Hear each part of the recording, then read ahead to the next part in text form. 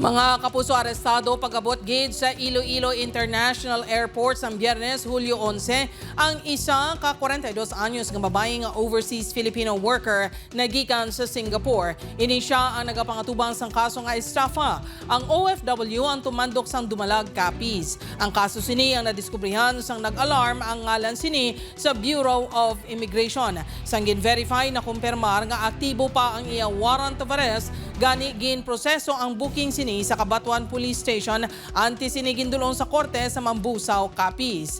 Base sa pahayag sini sa Airport Police, wala siya sang ihibalo parte sa iya kaso. Gilayon man nga nakapiyansa ang babayi.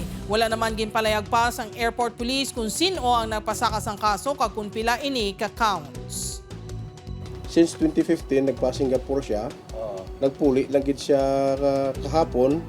Considering ang iya tatay daw critical bala siya ang sitwasyon. So not knowing gin-file lang siya gali kaso.